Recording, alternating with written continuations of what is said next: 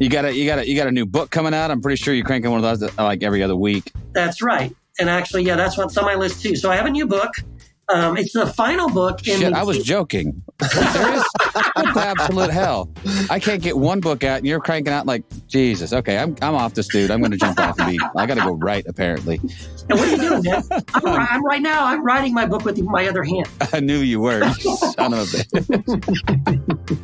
Western Christianity has spent the last 2,000 years telling everyone they're separated from God. This is Not Church with John and Nat Turney. Hey, everybody. Welcome back to another awesome episode of This Is Not Church. I'm your host, Nat Turney, with my co-host. How about that, John? You've been relegated to co-host with my co-host, John, the bearded one, Turney. Say hey, John. Hey, John. Hey, John. Good. I'm glad we're keeping that bullshit alive. Man, we're joined today by our good buddy Keith Giles in an episode we're just calling Keeping Up with Keith, or Catching Up with Keith, or Keeping Up with Keith. Catching up. We go and we go dun dun dun dun, catching up with Keith. Da da da da, catching up with Keith. What you doing now? He's our thoughts are wild. Here's our buddy Keith. Does he ever Giles. sleep? Does he ever sleep? He's just a writing machine. That was the world's worst theme song, but you and I did that together, Keith, and I will forever cherish that memory. It's beautiful. I love it. Catching up with Keith. You don't need a bio. You know Keith Giles. You know what he's up to, man. You know what he's been doing. But guess what? There's a whole lot going on that we just felt like we need to catch up. We need to talk to Keith at least once every month or two just to keep up with all the stuff he's got going on. So that's why we had him back, because we just like him. We enjoy talking to him, and I want to catch up with Keith and see what's going on in his life and in his world. So, hey, my brother, let's catch up. What's up? Let's do it. Oh my gosh. I'm just so blessed that you guys even came up with the idea. I mean, I love talking about all the stuff I got going on, and I do have a lot going on. So before we did this, I realized I needed to sit down and write down on a pad of paper, like, what am I doing? Because I got to make sure I can remember everything for this episode. So yeah, I think I got it figured out. What am I doing? There's a lot going on. Do you want to just jump into it? Yeah, go for it, man. Okay. Both feet. Let's go. Okay. Well, okay. So real quick, we were talking before we hit record. You guys had interviewed December Rose. Love December. So excited that she has her book, To Hell with Church. The choir is going to release an edition of that book. And I really pushed hard for us to do that for choir. I think I pretty much told Ralph, you've got to do this book. She's amazing. Choir needs a book like this. I'm working on some edits right now, and we were saying, like, I need to go back and listen to that episode, because I'm afraid, I'm terrified that, like, December said something like, yeah, I'm waiting for that guy Keith to hurry up and finish my edits. But that is what's happening. I'll just admit it. It's my fault that it's not out yet. But I'm trying as with all the other stuff I'm going to say I'm working on. I'm trying to set aside time. I'm about halfway finished doing edits for her book. So that's one thing I'm doing. I'm also, this is really exciting. So, my wife, Wendy, and I moved back to El Paso, Texas about 2 years ago. And we started working about the same time, with a group called Peace Catalyst International that works to bring Christians and Muslims together. And because of COVID, we did one big event when we first got here in January. I think it was like January 2020. And then, of course, COVID hit. So then everything ground to a halt. And then my Muslim contact here moved to Arkansas. So then now I don't even know anybody, right, who's sort of like a contact person on the Muslim side of things. And Wendy and I were kind of like, what are we doing here, man? It kind of feels like, why are we in El Paso? Like my mom, I hear from my mom. And so all that stuff that's good. I'm glad I can be here for my mom and everything. But other than that, we were just not sure what's our meaning and purpose here in El Paso. And then the news just came out, I think Friday or Saturday, that several thousand Afghan refugees were going to be relocated to Fort Bliss Army Base, which is right here in El Paso. Oh, wow. So when Wendy and I saw the news, we were like, oh, well, hey, maybe that's why we're here, right? And pretty much, I think it was Saturday morning, the news said something about how they still didn't know if anybody was, if they were going to make it here or not. No one knew anything. And about 5 hours later, the news said, they're here. So they're already here. And I'm scrambling at the moment to coordinate with local, the military base, the chaplain there, some other local immigrant and refugee organizations here, plus through Peace Catalyst, trying to see getting something started. So Wendy and I may be very, very busy soon serving refugees here from Afghanistan. I'm super excited about that. I'm hoping that all works out. In addition to all the other stuff I'm doing. I'm going to check off the list here. So there's, December Rose, Afghan Refugee Ministry. Yeah, so also September the 6th, I am launching. So every month I do a 3-week online course based on one of my books. And these have been a blast. I really have loved doing them. They're like, it's only $19.99. And we just read through the book together, one chapter at a time every day. They read a chapter, they watch a little video or a series of video clips maybe that I put together from other sources. But I usually will lecture for that day, post a series of questions in a private Facebook group, and we run them for 3 weeks. And every month I've got a new one based on a different book. So the one coming up for September is Jesus Unforsaken, which is the book dealing with penal substitutionary atonement theory and, the whole idea of like, did God, sacrifice himself to appease himself, to save us from himself, or not? Because I don't think he did. But if that's not what happened, what the heck's going on with the cross? I know a lot of people have questions about penal substitutionary atonement. A lot of people think it is the gospel, and I don't think it is. So, so if that's not the gospel, what is the gospel? And how should we think about the cross and all that? So that course starts September 6th. And like I said, it's only $19.99. So that'll be coming up. Also, September 15th, which is a Wednesday, every Wednesday night, starting September 15th, I think it runs for like, I don't even know. I think it runs for like maybe 10 or 13 or something weeks, but it's free. This is free.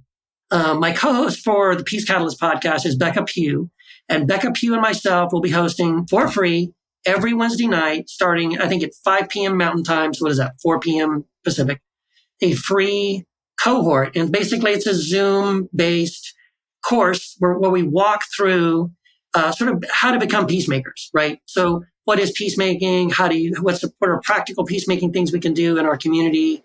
Just skills we can learn and things like that. So I'm super excited because the Peace Catalyst podcast has been a blast. We've been going now for a couple of months. We've interviewed people like, Bruxy Cavey and Shane Claiborne and tons of people. There's really, really amazing people you've heard of and people you haven't heard of about peacemaking. And this cohort is a really cool thing because it's free.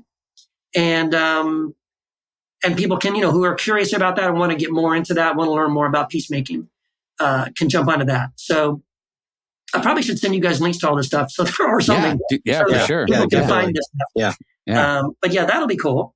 So there's that. What's next? Oh, also, I'll just mention too, I just launched a brand new podcast. So I do now 3 podcasts, Heretic Happy Hour. Because you got not enough going on, right? I'm a podcasting fool. And, and then I just launched this thing. I think episode 4 came out today. So every Monday we launch, right now it's a Zoom-based YouTube channel, pretty much so it's a video podcast, Zoomcast, whatever you want to call it. It's called Imaginary Lines. And my co-host for that is a guy named Daryl Epp, who's a poet, and he's really good. And he's not just a really good poet. He and I click on so many levels. He's like a brother from another mother. And he and I can talk. Like the most recent episode was over 2 hours long. So we talk about pretty much everything. We talk about movies, literature, comics, poetry, of course. But we also get into philosophy and all kinds of stuff. It's really cool. It's just a blast. So if you're interested in anything creative in any way, that's a blast. You can check that out. That's on my YouTube channel, and it comes out every Monday. I also post it on Facebook and Twitter, and we have a private Facebook group also for Imaginary Lines if anybody wants to join that. And then what we do is encourage people, like if you're a writer, a poet, an artist, photographer, or whatever, post your stuff in the group. Like we're really wanting to encourage people to share their creativity and all of that. So that's fun. Exciting. What else? Yeah, because there's more. I know there's more.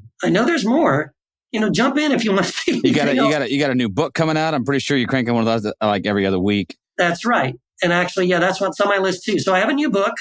It's the final book in Shit, I was joking. Are you serious? What the absolute hell? I can't get one book out and you're cranking out like, Jesus. Okay, I'm off this, dude. I'm going to jump off and I got to go write, apparently. And what are you doing, man? I'm writing my book with my other hand. I knew you were. Son of a bitch. Okay, so yeah, I have... what's your new book, man? So the new book, and by the way, this will be the final book in the Jesus Un series. So this will be the end of the series. We're going to wrap this up. It's called Jesus Unarmed, How the Prince of Peace Disarms Our Violence. Nice. So it's dealing with the whole idea of, nonviolence. What was Jesus talking? Was he serious about that whole love your enemy, bless those who curse you, turn the other cheek stuff? And what does that mean? Are we supposed to be doormats?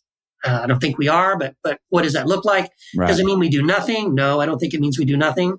So there's somewhere between doing nothing and letting people just run all over you and do whatever they want. There is actually some creative, nonviolent peacemaking that starts with the idea of loving other people, loving everyone, whether they're your enemy or otherwise, and how that works. So that one, I've been looking forward to writing that, and I'm about 90% done with it. Oh, wow. So I'm hoping my goal, if everything works out okay, I'm gonna be able to hand Ralph the final draft probably mid-September. And usually once I hand it to him, it's a month from there. So it could be out anywhere from October to November of this year. So should be out, hopefully, fingers crossed. Jesus Unarmed will be out before the end of the year. Let's put it that way. Ooh, just in time for Christmas. Just in time for Christmas, boys and girls. Perfect stocking stuffer. A great stocking stuffer for your NRA member, loving friends. Oh man, the holidays are going to be fun at my house. This is great. It's going to be beautiful. Yeah. I love that though. That is such a timely, needed thing. I mean, some of the more contentious conversations I've had with fellow Christians over the years, they'll put up with a lot of my tomfoolery, man. They'll put up with a lot of my musings about heaven and hell and the afterlife and stuff. But man, I tell you what, we get into the nonviolence thing, and some of the most contentious, vitriolic stuff, because they are presented, and I like that you said that, they have been seemingly presented with these two diametrically opposed options, either total brute force or be a doormat. And so that's the response, I guess. Well, what am I supposed to do? Just let people walk all over me? I'm just supposed to lay back and watch and then of course, you come up with every conceivable horrific story they could ever imagine. So I'm just supposed to stand by while somebody rapes my wife and just be nonviolent. Yes, of course. And I'm like, no, but is there not a third way? Is there not someplace in between, fight or flight? Is there not someplace in between, murder and, total pacifism, versus, passivity versus pacifism? Yes. I have found in my life, and I'm not sure if you would agree with this definition, but pacifism is a very active thing. It's not passive. Right. It's not passivity. Yes. It's not the sitting by. It's a very active choice to do things creatively and differently, and to sometimes go against our greater instincts. I had a conversation with a guy just this morning in my coffee shop, and we were talking about a God of violence and retribution. And, I said, one thing I said to him was, listen, the whole point of all of this is that you may well be within your rights to seek retribution for things that have happened to you. I won't deny that you maybe have a right to vengeance. The Jesus way is laying aside that right and saying, I'm setting that aside, even though I think I'm actually entitled to it. Yeah. Which is, I think, what Jesus models for us, that Jesus is absolutely entitled to perhaps have some retribution for the wrongs done. And he lays that right aside and says, except no, this is the way. Yeah. Oh yeah. Yeah. I think that's beautiful, man. I love that you're having those conversations with people. And this is honestly something I have been struggling with this book. And I've been pretty vocal to my publisher, Ralph, because I have no one else I can talk to usually about this stuff. I was on chapter 3 or 4. I think it was chapter 3. And here's the thing. I love this topic. I've been talking about this topic for 20 years. And that's good on one hand, because I already know all the objections. Well, what about Jesus turned over the tables in the temple, and Jesus made a whip and chased the money changers out of the temple. Jesus said, go and buy a sword. What about in Revelation? Jesus coming back with a sword out of his mouth. He's going to kill a bunch of people. And I mean, I know all of these things. I've heard them 1,000 times. Why didn't Jesus rebuke the soldiers every time he talked to a soldier? He never said, hey, stop being a soldier. All those things. Okay, I know all those things. So in the book, it's my chance to sort of like lay it all out. Let me answer all these objections. But at the same time, even though I've done it 1,000 times and I can do it off, by memory because I've been doing it so long, there's also a little bit of fatigue. I mean, there's a part of me that just feels like, really? Oh my gosh, I have to do this again? My only hope is what gives me some consolation is maybe this is the last time I'll ever have to. I just put it in a book and then I can say, read the book, man. Because I'm kind of really tired of having these arguments with people because I've been doing it for a long, long time. Yeah. No, all those arguments you bring up, I could have brought up from memory as well. Yeah, because they come up in every conversation. They come up in every, and what is maddening to me, it's absolutely frustrating to me is that. So, for example, take the go and buy a sword verse, which is great to lift out of context and say, well, Jesus said, go buy a sword. And literally one sentence later, the Bible tells you why he said that. Now, whether that's a later add-on or whatever, I know there's some who would say that's a postscript kind of thing, but regardless, the literal next sentence says he said this so that he could be found guilty of consorting with criminals and give them a pretext to crucify him so he could fulfill prophecy. Yes, so that the scriptures will be fulfilled. And then when it happens, when Peter cuts the ear off, he says, but these things must happen so that the scriptures can be fulfilled. And then he heals the guy's ear. Yeah, we could talk about, whether or not that's a little on the nose, as far as authenticity of scripture. Yes. Go, well, yeah, that sounds like someone going, hey, by the way, he did that so that, Right. There may be some commentary, but it's still a commentary. It's still telling you that's why he said it. Yeah. And it's still there. And you don't have to go search, some other chapter, verse, or someplace, deep within the scriptures to find it. It's literally the next sentence. It's the same context, same conversation that we've had with people over, like the verse in Habakkuk where, your eyes are too holy to look upon. Yeah. And the literal next half of that sentence says, so why do you? Right. So why do you, God? Yes. So, I just did a whole series in my church called Just Keep Reading. Uh-huh. Oh, and that's there was good. full of those, like, listen, if you would just read even sometimes the next half a sentence, read the next sentence, you'd get all the context. You don't have to be a biblical scholar to have read the whole chapter and not just pull, something out of context. So it's amazing. And I know in you, there's someone who feels my pain that when we have these conversations, we have to go one more time around the mulberry bush and go, yes. Jesus didn't beat anybody with the whip. The Bible doesn't say he did. Go read it. I just yesterday, somebody said that on one of the comments on one of my posts. Yeah, but Jesus used the whip and, blah, blah, blah. And I was like, no, Jesus used the whip to drive the cattle and the sheep out of the temple. Go back and read it. I mean, the beautiful thing is I actually had somebody completely change their mind based on that. Yeah, because they said that, not this guy, unfortunately, but not about a year ago. About a year ago, somebody said that, and I told him, no, go back and read it. And he went back and read it, and he apologized, and he even did like a whole YouTube thing of saying, I was wrong. All these years, I have pointed to that verse to say, well, look, God, Jesus made this whip. And he goes, and I always thought he used it to drive the money changers out until Keith showed me that go back and read it. And what it says is, he made a whip and he drove all of them out of the temple, both the sheep and the cattle, and the oxen and the sheep. And you're like, oh, all of them is only the oxen and the sheep, not people. All of the aminals had to go. Animals. Yeah. I prefer to say aminals just because it makes me sound more educated.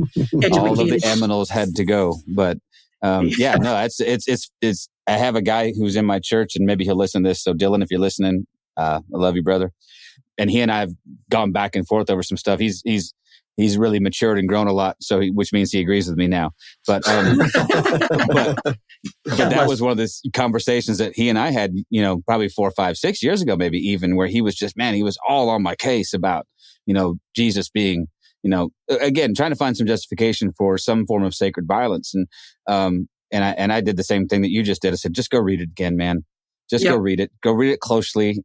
You're putting something into the text that isn't there, and then building a theology on it, which is just not right. And he had the maturity to go back and do the same thing and go, oh, yeah, okay. And then he had the maturity to extrapolate that farther and say, how often have I done this, I wonder? With not just this subject. Well, how often have I done this? Oh, man. So he's become this really diligent student of like, listen, I'm not... And that's been his deconstructive process is a lot like mine, which was how much of this theology, how much of this foundation of faith do I have that is simply inherited, and I didn't have the foresight to start questioning it sooner and wonder why I hold these beliefs. And once I remember telling somebody once, I preached a sermon. This is what actually one of the things that needs to go in my book, but started me down the road of some of this stuff as I was asked to preach in a church I was on staff at, and I was going to make the case that, on the cross, at the cross, that God poured out all of his wrath on Jesus. And now his wrath is satisfied and now he can love us. Right. So I went, I'm like, so like good Bible student does, I don't want to just say that. I want a scripture to back that up. That's right. Holy shit, there isn't one. There isn't one. Thank you. Anywhere. I couldn't find one that even suggested that's what happened. That's exactly right. And in fact, not only can you not find one that says anything like that, what you find are things like 2 Corinthians 5:19 that says God was in Christ, not counting our sins against reconciling the world, reconciling the world to himself. So I went, and I had to read. I was like, oh man, how? So, this is something I've used. I would have said this in a youth group meeting. I would have said this, sort of glibly offhand. But when I actually had to sit it down and, I was going to preach this in big church, quote unquote. I'm like, well, I better have some scriptural reference to back this up. And lo and behold, fabricated whole cloth. Yeah, you know what? So then, I don't know if this is what you did, but your sermon should have been, I was looking for a verse that proves this. And you know what? I couldn't find any. I didn't have, I did say something kind of like that, but at the time, I didn't have anything to replace it with. Right. I didn't know, so I didn't have the answer to why. It reminds me of a conversation that we had about the Septuagint a while back. Yes. Where I was talking to my pastor, and I were talking about a verse, right? So we were reading this, and so there's a verse, and it doesn't matter the specifics of it because it happens more than once. But there's a place in Scripture where Jesus is quoting a psalm, and so we went to do let's go find out the psalm that Jesus is referencing. And so we look up the psalm in the Old Testament that Jesus is quoting, and it's nothing even close to what Jesus says. Right. And we didn't know enough at the time to know why. I actually emailed, this is my only Eugene Peterson story because he never answered me. But I emailed him and I said, explain. Yeah. I thought it was a message issue. I'm like, hey, Eugene, sir, I know you, I trust you actually as a scholar. And can you explain why these two things are so vastly different? And I never heard back from him. But now I know because Jesus was quoting the Septuagint. And what we had in our Old Testament was not that.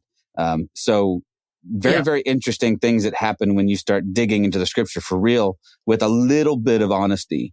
Oh, yeah. And go, oh, gosh, I didn't find that there. I didn't see it there. Yeah, and I didn't, when I wrote Jesus Unbound, which is my book about the Bible, I hadn't come across the discrepancies between the Masoretic and the Septuagint text at the time.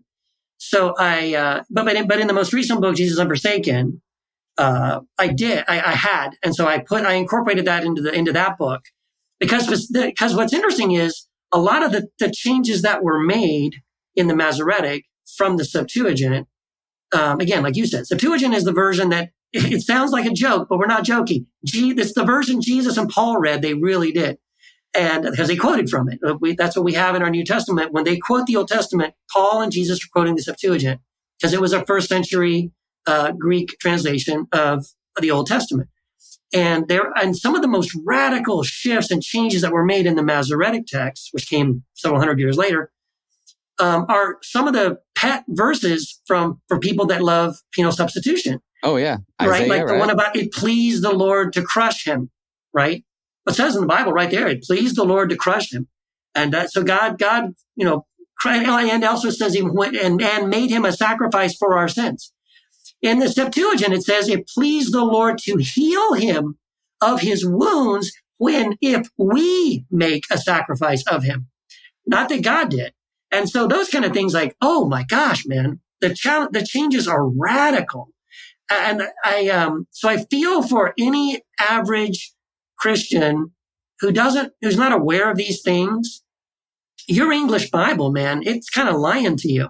It's so difficult to, like, you could be an honest person. I'm just reading the Bible and trying to study something. You can be a pastor on a Sunday morning trying to come up with verses for your sermon and pull things out and not realize, well, that word was changed, or that's not in the Septuagint. This is the version that came later. It actually says something completely opposite of that.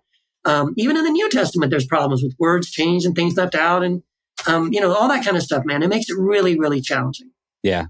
You have pastors who are being taught by other pastors or going to seminary and being basically told, this is what you're going to preach. This is how you're going to preach it. Don't deviate. And then you get into a church environment where questions are discouraged on every level, Yes. to the point where you become the problem if you ask questions, right? Yeah. I mean, it was like that was the first step for me leaving the church. Was, when I was younger, was I'm asking too many questions. I'm delving too deep, and that's not really my place. But it seems to me that as we hear a lot of these pastors and people that are in the church and they're finally coming to a point of their own deconstruction or their own, looking to dismantle this, right? How often do we hear, no one's ever told me this. I've never heard anything like this. I was discouraged from asking these kinds of questions. And, oh yeah. I mean, I don't know, me being outside the church and looking in, I can be pretty vocal and I can be pretty, heavy handed sometimes on my opinion on the way the church does this. And I think they do a piss poor job of it. Yeah. Yeah, you know what though? What's encouraging to me though, you're exactly right. And it's really hard to be a pastor in that situation. I've talked to tons of pastors who are, in fact, several of them are in the Square One, course that I've been doing.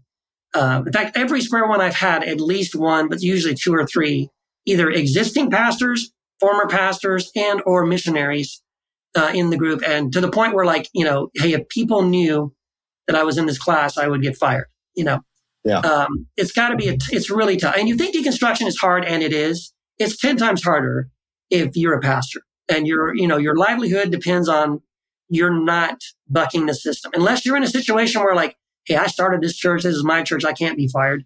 But a lot of guys are denominational, right? Where it's like, I'm a Southern Baptist or something or whatever. And man, if I preach something that doesn't fly right, they're going to vote me out. I'm out of here. For sure. So, it's really tough. But you know what? I will say on the plus side, not only have I talked to guys who are deconstructing, who are in that sort of bind, that kind of, catch-22 thing where they're damned if they do and they're damned if they don't. And it's really tough.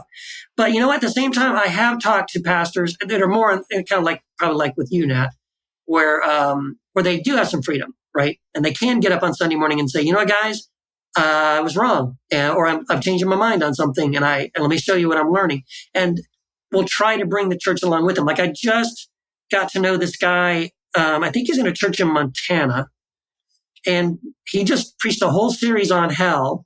He read my book, and I think he read Jerzak, and he read Bentley Hart. He read several books on hell. But my book was one of them because he started corresponding with me on Instagram, and he sent me links to some of the sermons, man. And he started off, really just, let's talk about the 3 views of hell historically. And he talked about the one that they all knew. And he said, well, the other one is annihilation. Let's talk about this and the verses on that. And he played it at first very sort of like, I'm not picking a side, right?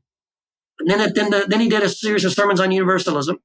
And then he kind of came around and said, I think I don't believe eternal torment anymore. And then he lost a bunch of people. Other pastors in his town started preaching against him and saying he was a false prophet. And it was really painful for him. But man, he stuck to his guns and they're doing great. And I hear stories like this a lot more often. I've even heard from people in my Square One and Square Two courses that, because they're all over the place, they're all over the US and also in England and Australia and New Zealand and Mexico and all over. And sometimes they'll tell me, oh, I found this church down the road and they're affirming homosexuals and they're universalist and they're They don't believe they teach, Christus Victor. They don't teach penal substitution. And I'm like, wow, maybe the landscape is beginning to change. I'm starting to get some hope. I mean, I still don't want to go back to a traditional church ever again, but if it was one like that, I might say, you know what, I'll try it, because we need more stuff like that out there. Yeah, it's interesting because, I started going through some of this stuff a few years back, and I was still on staff at a church. And, I'm fortunate in that my livelihood never really depended on any of this. So I say I'm on staff. I'm the guy making $100 a week as a worship leader, as a stipend. Wow. You know what I mean? I'm not making, you know what I mean? Yeah. So it's not like if I piss somebody off, I'm out of a job and then I'm boned and I got to lose my house and stuff. So I don't put myself in that same category. But I did get to a place of real discomfort within even that church with people that I loved, but having to dance around some of these issues and having to couch them in terms that would keep me out of trouble and out of the office being talked to about my heretical views. And so at some point, I'm like, I just don't want to do this anymore. And so we planted a new church. And then I found myself 6 months into this thing doing the same bullshit I had been doing when I didn't have the freedom. Even when I had the freedom, I was very concerned of people's opinions and I didn't want to rush them. I didn't want to push them too far. And so I found myself writing sermons that would dance around, up to the edge of certain things and just back. And so I had this epiphany when we came back from COVID, that I'm not doing this anymore. There are people in this church who are part of the LGBTQ community. I have married couples and with families, and their lives matter more to me than any of these people's opinions about any of this other stuff. And so I'm not dancing around this stuff anymore. I'd rather have 5 of them than 500 assholes who can't see past the nose on their face to love people. That. And so I did a series on hell too. And I remember talking to one of my board members. I'm like, just buckle up, because I have danced around, and they all those people know how I feel. Sure. And they had given me there'd been a few like, hey, why don't you just come out and say it? I'm like, because I'm just trying to bring people along. I don't want to just landmine, I don't want to just. So I did that whole thing. Almost exactly like what your friend did, where just laid out the views and but kind of that thing of like, listen, does this really make sense to you? Like, does this actually stand up against what the scriptures tell us about God and how his love is enduring and how he's merciful and how he does this and he does that? And then I'm in the same breath, I'm supposed to also believe that he has this plan for most of humanity that's going to relegate them to, a subterranean torture chamber that would make Hitler blush. Yeah. That makes Pol Pot look like, a Boy Scout. It's been very liberating. And what I have learned, I'll tell you this, Keith, what I've learned is this.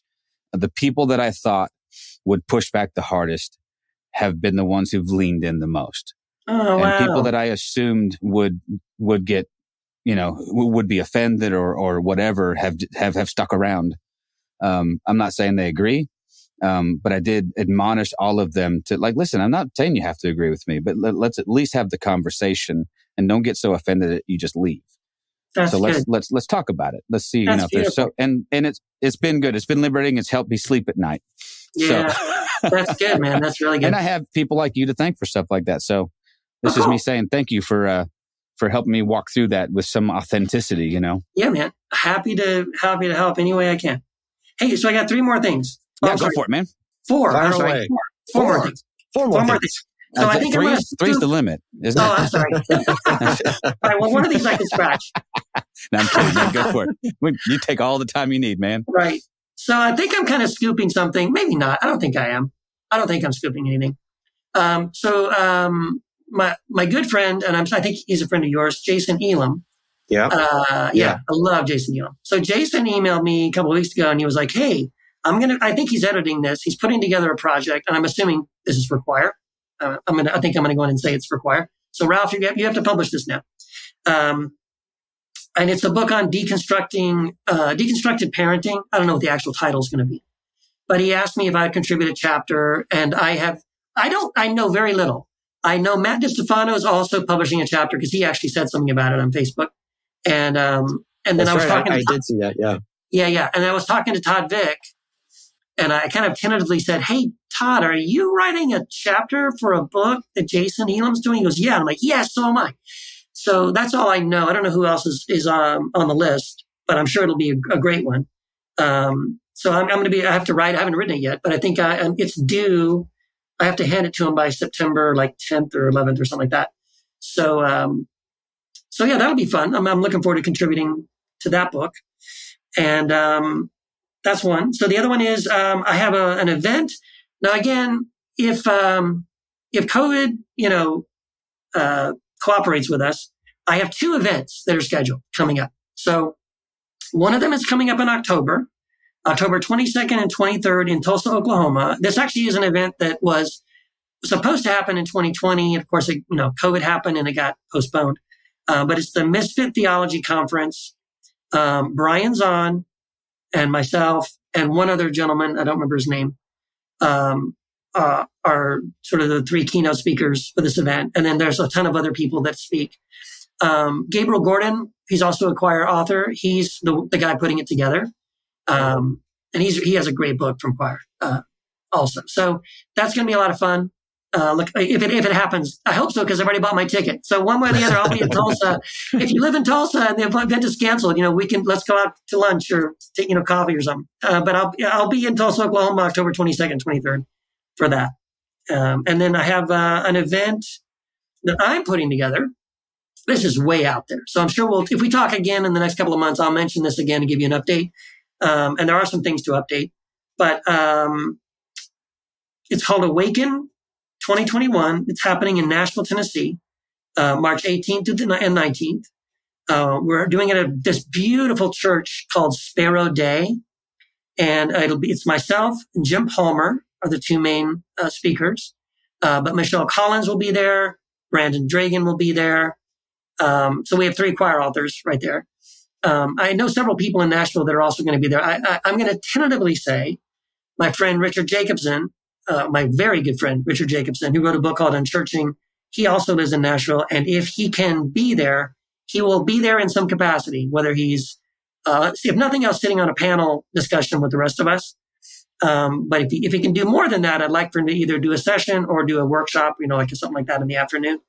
And I am tentatively talking to, I probably shouldn't say it because it's not, I don't talk to them until I think Wednesday to nail down the specifics. So next time we talk, I will have confirmation. But let's just say, to me anyway, a pretty high profile, formerly Christian musician who has been deconstructing lately. No. And he will be the musical guest. I'm not going to say anything. Don't ask me. I'm not going to say it. I won't confirm anything. I know who you're talking about. But I'm super. Because he won't be on my podcast, the big jerk. Like, I'm all podcasted out. I'm like, shut up, do a podcast. So, now you know what I'm talking about, John. I'm talking to his his manager, his publicist or whatever is. Yeah, publicist, manager, somebody to figure out. Hopefully, we can afford him. That's the main thing. But anyway, that would be super exciting. Man. Super. Yeah. I've been wanting to do something in Nashville for a long, long time. I have family in Nashville, in that area. And I was just out there for my mom's sister died. And I flew out there to do the service a couple of months ago. And while I was hanging out there with my cousins and everything, they were like, well, you should come back here again and hang out more. And I was like, I bet I could pull off an event in Nashville. I think I know so many people out here.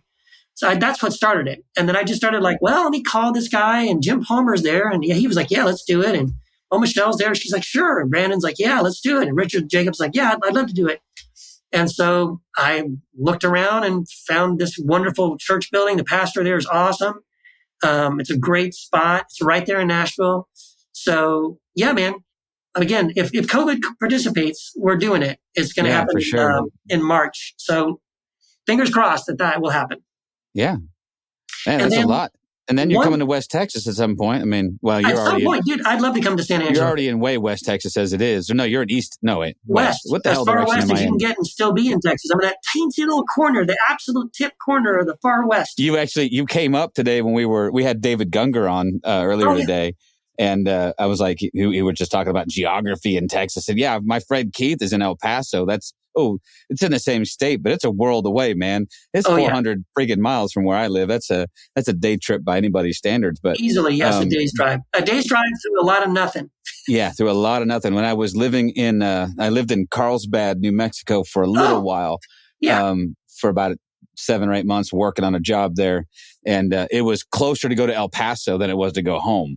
From Carlsbad, It was only a couple 100 miles, I think it was anyway. But anyway, so when I needed to go to town, it was like, go to El Paso or go to El Paso. So my friend, one of my best friends growing up was a guy named Ken.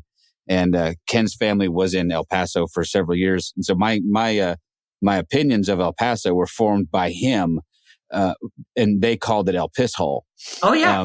So he had no fond memories of El Paso, man. Yeah. He was like, I got to go back to El Piss Hole again. I'm like, no, I've been there a couple of times. I thought it was pretty cool, man. Okay. So let me just talk. I'm going to talk trash a little bit about El Paso.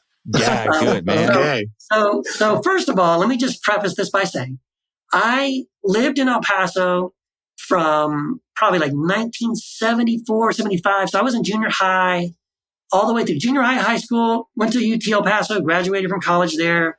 That's where I met my wife, Wendy, there. And my parents have lived here, the whole time ever since. And we moved back here, like I said, like a year and a half, 2 years ago. And so we're back here again. And when I first moved here, when I was in junior high, I loved it because out of all the other places I lived in my life, this was the best. However, since then, I have spent 25 years in Southern California. And honestly, for me, that's home.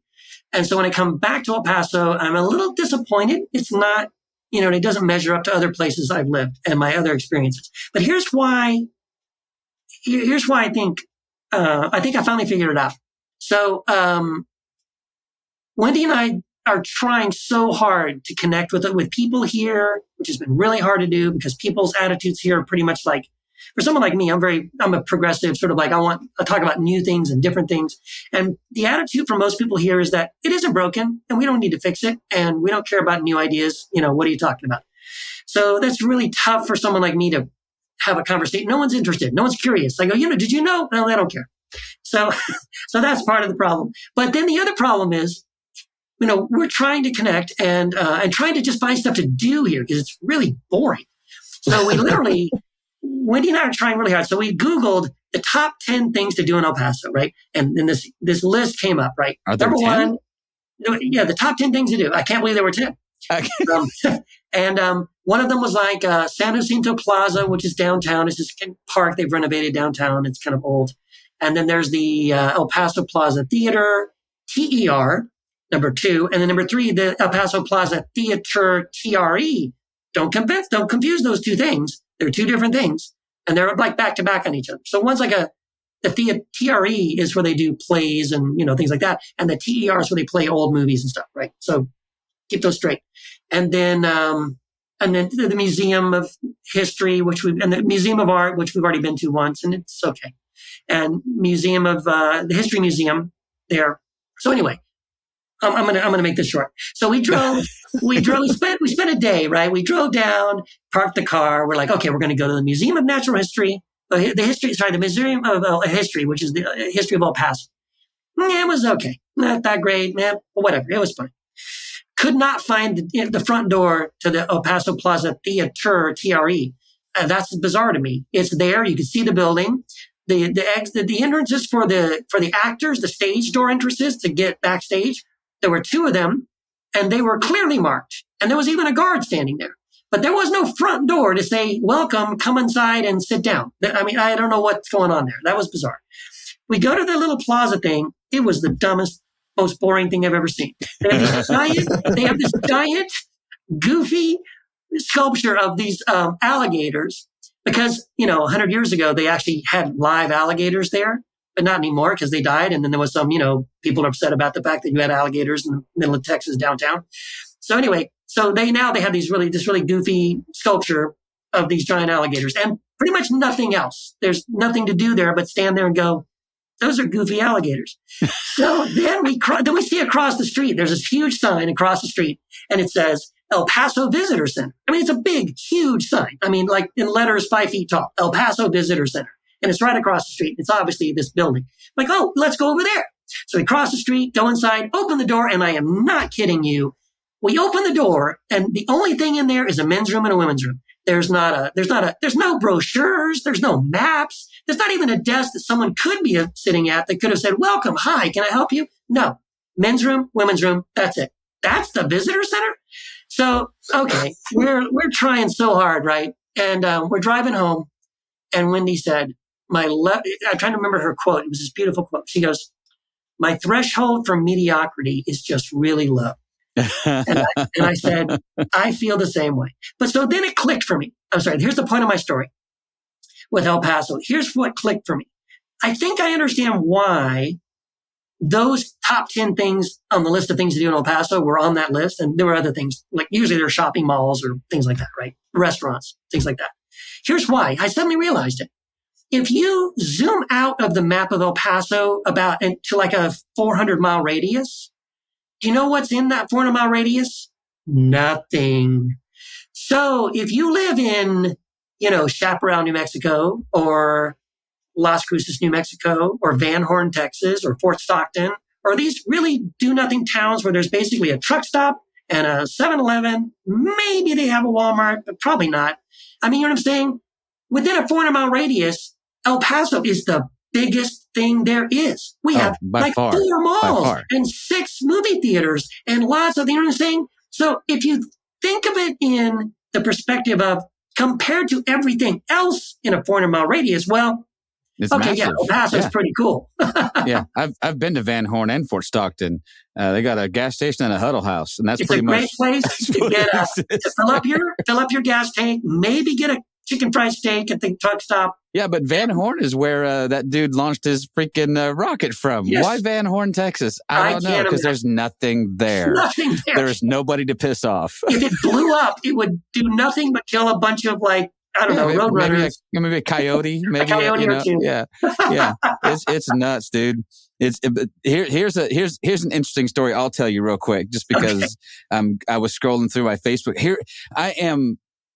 Oh my gosh. I had a really neat conversation with the guy who used to pastor the church in the building where I am now. Uh-huh. And I knew 15 years ago, I know him. He's a good buddy.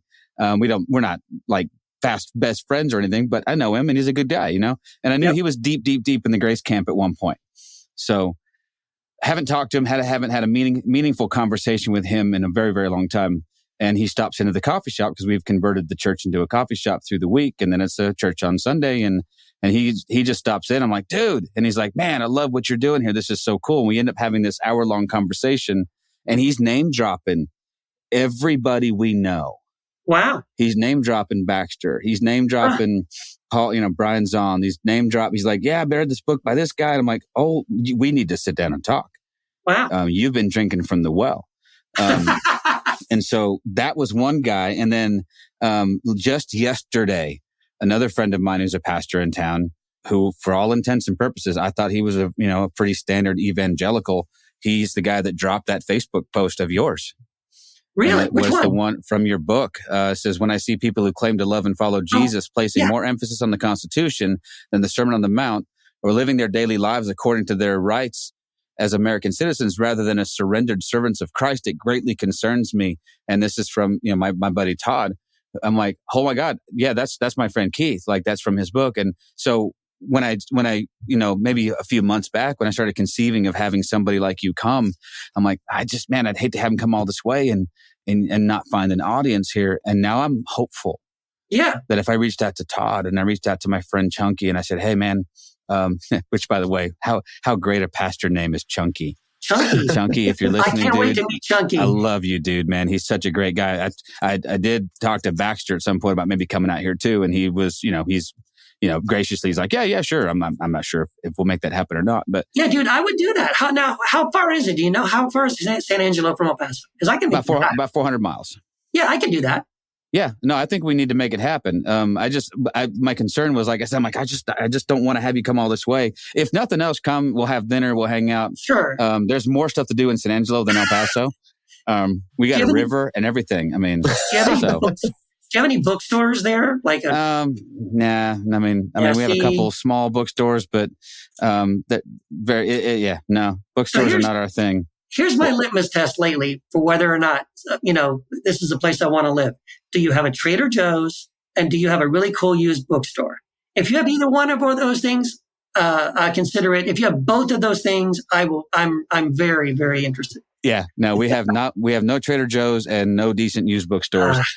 Sadly, that's because John and I grew up, we're, avid readers, and my dad's, has always been a writer my whole life. And so we love books. And for several years we were buying and selling books online. And where they live, man, there's used bookstores and thrift stores that have all kinds. And out here, there's just like, I don't think people read. I'm like, holy crap. Why is there like a little tiny bookstore in this town of 100,000 people? We used to have a Barnes and Noble. They shut that down because, couldn't support that. Why? So what we have left is we have a couple little mom and pop stores. But anyway, but there's still a lot to do here. Our visitor center actually has brochures in it. Oh, okay. And friendly people who will say, hey, let us show you our little river walk and let's show you my downtown. And do they have a bathroom, a men's room and a women's room separate? Both. Okay. And no statues of alligators anywhere. Oh, well, good. All right, there you go. Yes, we have those for some damn reason. But no, it's for sure. I think we need to make that happen sooner rather than later. But let's talk offline. We can sounds great. See what would happen, and then you can go to Eureka and hang out with all the people in John's little town. Oh yeah, are you in Eureka, California? I am actually about 40 minutes east of Eureka. I'm in a small community called Neyland, California, which is up in the mountains east of Eureka. But yeah, I mean, I work in Eureka. Nat and I were born and raised in Eureka. Most of my life, I lived in Eureka. All right. So this is I know is a stretch because I know everybody in Eureka doesn't know everybody else. But you know a guy named Mark McGowan? Oh my God. He's my best friend. I used to work with a guy. I worked with a guy who lived up there. So that name rings, but I couldn't tell you why. It actually is a small enough town that's likely that we might go, sure. I think I know that, or at least I know the family. I might know the McGowans, but that's right. You know what really pissed me off, John? And this is so off topic, but it's a Eureka topic. There's a show on Netflix called Virgin River. Have you heard of this? Yeah. We've been watching it. We watched all of it. Holy crap. Yeah. So I really only watched it because it's supposed to be set in Humboldt County. Right. So it's supposed to be, and it's not. They filmed the whole thing in Canada, of course. Yeah, of course. But it's interesting that they name drop all these, not just like Eureka, which is a bigger town, but they talk about like Myers Flat. John, you see that? Like, yeah, we got over Myers Flat. We're going to go over to Garberville. They talk about Fortuna. They mentioned Fortuna and Arcata. Wow. All these little tiny towns. But every time they show like an outside shot and they pan back, it's like, nope. Sorry, there's not a redwood in sight, dude. That can't be Humboldt County. There's no redwoods there, man. So I did Google it up. I'm like, yeah, there. And did you notice how swanky Eureka is? Oh yeah, yeah. Like no, it's not. No. Eureka is it's a nitty gritty little coastal town, that's got its history and fishing and logging, and it ain't swanky, bud. Right. It's cool, but it's not swanky. See, that's what I love about. That's one of the things I love about. I love the movie No Country for Old Men. Love that movie, yeah. So I lived in Eagle Pass, Texas. When we first came, my family first came to Texas. That's where we lived, is Eagle Pass, Texas. And I've been across this bridge to Piedras Negras, which is the Mexican city across the border. And so in the film, first of all, it's already dead on accurate. Like all the people, the little towns they go to, they even go to El Paso at one point, right? And they are in El Paso. There they are. But they go to Del Rio, Uvalde, all these little towns around Eagle Pass. And then they end up in he ends up in Eagle Pass at the hotel. That's where the big shootout happens, right? And that's one of the things I loved about the movie is like, damn, I've walked those streets. I've been to that town. Like they really went there and they really nailed, what it's like, even just the feeling of like the people there, the way they talk, the way they act. It was like, okay, this is legit. I love that they went to that level of making sure it was real. Yeah, and that's a Coen Brothers film, isn't it? Oh, I love the Coen Brothers. Yeah. So, I mean, you'd expect nothing less. Almost guarantee they had to have hired a crap ton of locals to be in that movie. I bet There's probably did. a lot of not unprofessional, but non-professional actors in there. Yeah. And then, I noticed that too, because I'm, that's my part of the world too, Mm-hmm. So I've been to Del Rio, I've been to Uvalde, I've been to all those places, and I'm like, oh, Crystal crap, City. Yeah. Crystal City. Matthew McConaughey, I think, is from either Crystal City or Uvalde or something like that. He's from one of those little towns. Yeah, and he did at one point. That's why I do all my Matthew McConaughey jokes, because, all right. He has been spotted here. His grandmother or his mother, I think his grandmother owns a ranch near San Angelo. And so he's sort of considered a local guy. Yeah. So is Tommy Lee Jones, though. Oh, really? Tommy Lee Jones has property in Big Lake, Big Spring, something like that, somewhere nearby here. That's funny. And all the stories about him are he's a real dick. But Matthew McConaughey, he's just supposed to be like just super nice guy, just like. But I'm like, isn't Tommy Lee Jones? And I'm like, yeah, don't talk. Yeah, don't. Yeah, if you see him, don't go up to him. He's an asshole. He doesn't like to be approached. I'm like, all right.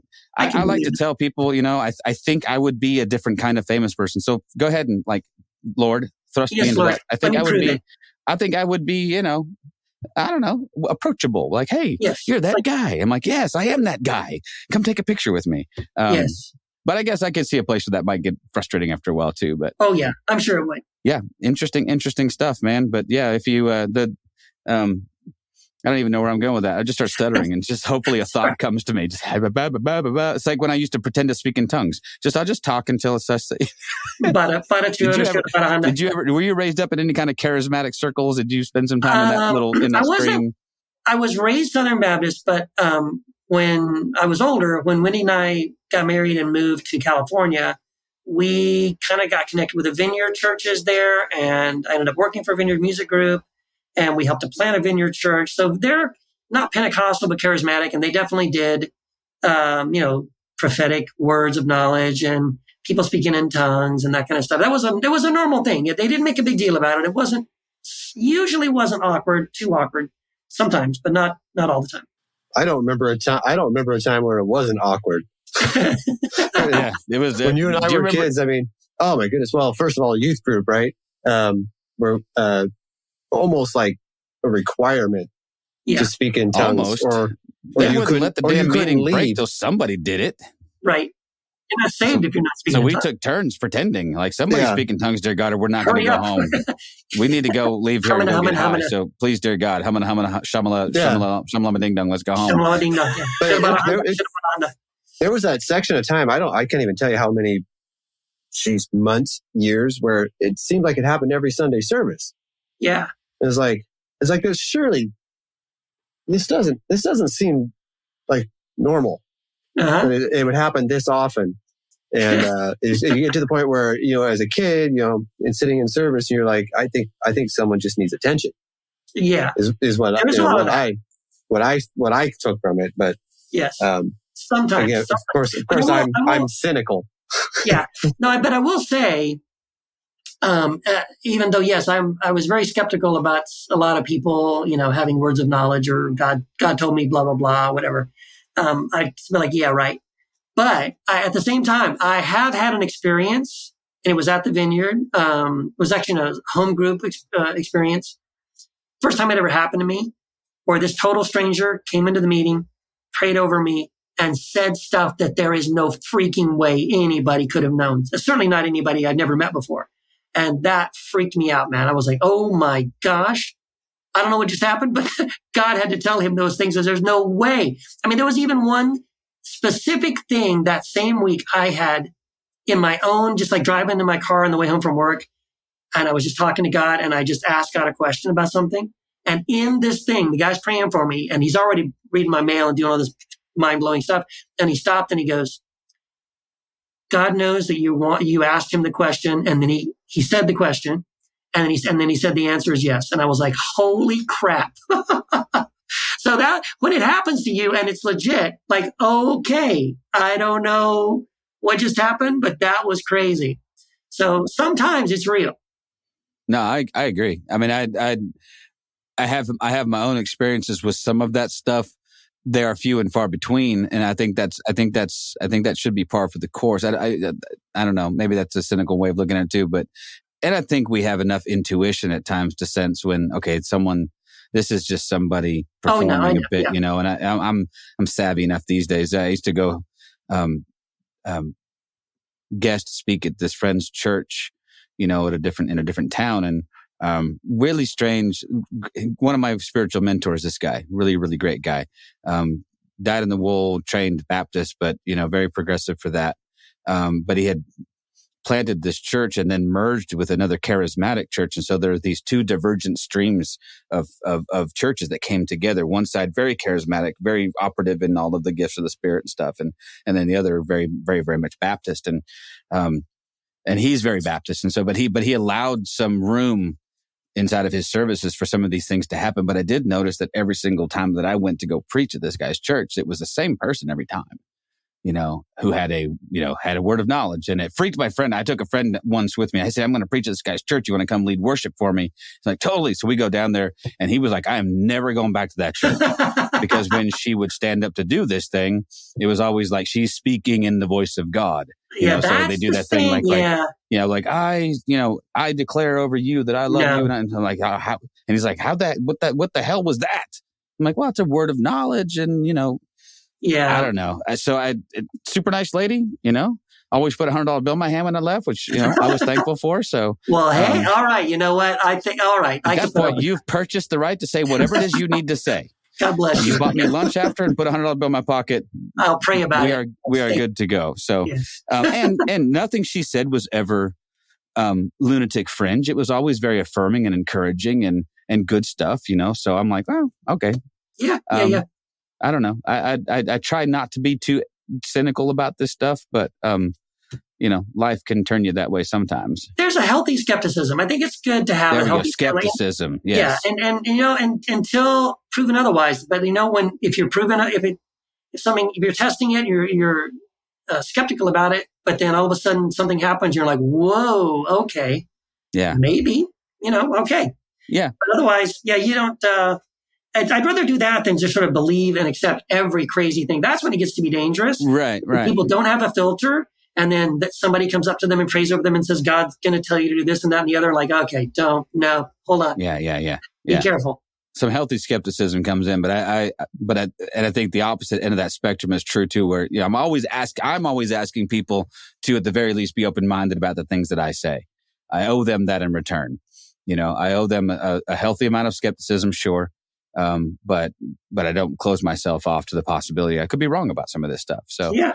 I think that makes for a healthy dialogue, but, I'm so excited about all the stuff you've got going on, man. Thanks, man. And more than a little bit.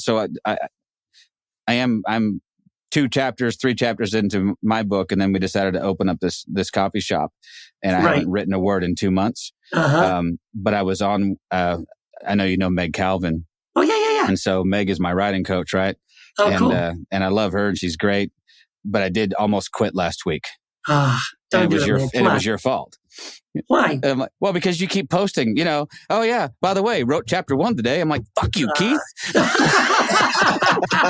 Oh man, I'm sorry. She's like, hey, I finished chapter 2 today. I'm like, screw this shit, man. I'm like, by the time I finish chapter 1, Keith will have written 3 more books. Right. Well, if it makes you feel any better, like in the past 2 weeks, I haven't touched it. It doesn't make me feel better. It doesn't. No, I'm just kidding, man. I tease because I do have a tremendous amount of respect for obviously your discipline to get stuff done and sit down and do the work. And we were talking to David Hayward a while back, and had the same thing came up with David Gunger this morning too. This notion of this stuff doesn't fall out of the sky. No, like you have to be like creative people still have to work. Yes. And so David Hayward was telling John and me, because he's like, listen, I get up every day and I draw. Mm-hmm. No matter what, I draw. Even if it's terrible, I draw. Yep. Every day. I'm disciplined enough to do the work every day. And out of 500 little sketches I draw, 20 or 30 are pretty damn good. That's exactly 15 right. or 20 are great.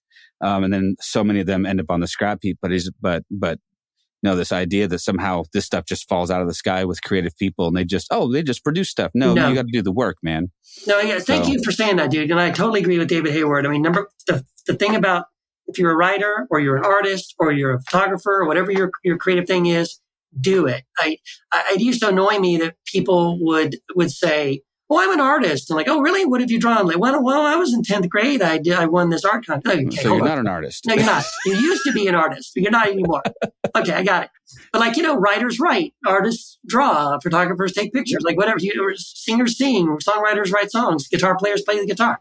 So you gotta have the discipline to at least do it, at some regular. But as a writer, I recommend do a blog, have a journal, write something. And the other thing, the key thing, man, he's dead on.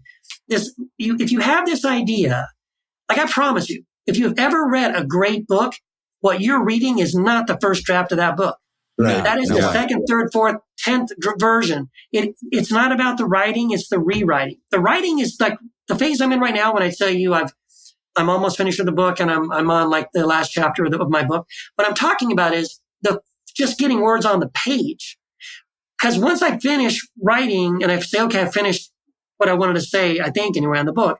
Well, then I go through a phase where I read through it. My wife, Wendy, reads through it.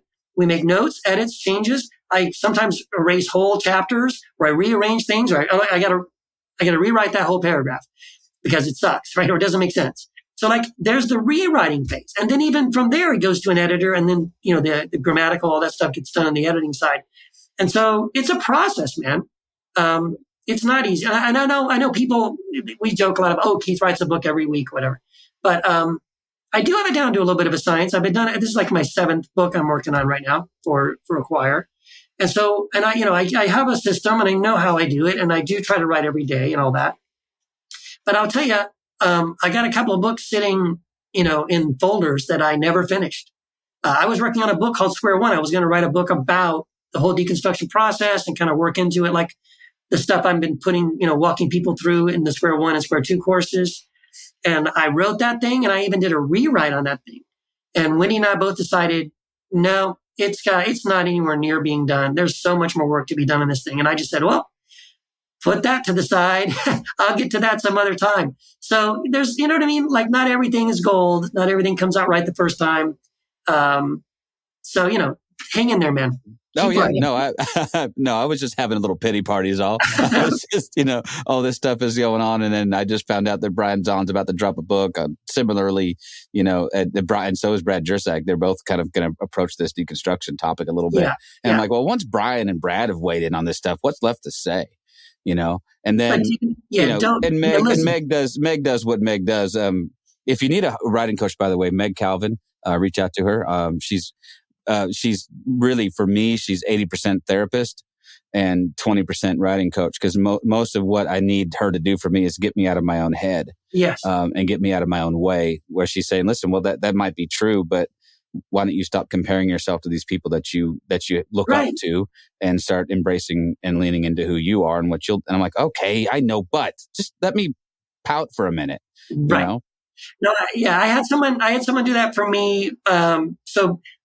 I used to self-publish my books. I have like 5 or 6 books I self-published before I went with choir with Jesus Untangled. And one of the books I was writing at the time was a book called This Is My Body. And it was about a house church thing. And as about halfway through writing that book, Frank Viola's book, Pagan Christianity, came out. Oh, and I nearly did the same thing you did. I was like, well, no one needs my book, right? What needs to be said has been said, right? He wrote the book and anyone's ever going to need with footnotes galore. And so what's the point? And then a friend came to me, just like Meg came to you, one of the guys in my house church, actually. His name is Brent. And I was telling him that. And he was like, Keith, yeah, that's fine. He goes, but you know what? How did he say it? It was something like, Frank Viola, the one thing Frank Viola can never do is write a Keith Giles book. And you're the only one that can write a book from your perspective. You have experiences and perspectives and insights that he will never have because he's not you and you're not him. So you're not trying to be him, are you? I go, no, not at all. He goes, exactly. Be you, write the book that you feel like you're called to write and let him write his books. And they're two radically different books. So, recognizing that the book you have that you want to write, and I'm just saying this to you, but anyone listening, if there's a book you want to write, don't get discouraged because, Brian Zahn's writing a book about that. Yeah, that's great. Brian Zahn has his own audience, people that love him and read him, and I love him. I think he's great. Brad Jersak, same thing. All those guys. Baxter, Paul Young, sure. But I promise you, if you feel like there's a book in you that you need to put out, it's not going to be like their books. It's just, it can't be. And so write the book that you feel called to write, believe in that, and push for that. And put it out there, because then you're going to be able to talk to people that will never read one of those books, right? There are people that would read your book that don't even know who Brad Jersak is, would never read a Baxter Kruger book. So yeah, go for it. I think everyone needs to write their book. If they've got one they want to write, go for it. No, I appreciate that, man. John has a book in him too. He's got to write. So get busy, John. Hurry up. Get off your lazy ass and do it. No, I'm just kidding. I don't have a writing coach, so I'm hitting this one from a different perspective. But yeah, I'm about 4 chapters in. Awesome. So we'll see. I do the same damn thing. I get to the point where I was like, no one wants to read this. There's nothing in what I have to talk about that anybody would ever care about, right? But it's a pity party, and then you just kind of have to grow up a little bit and realize that, Sack up, John.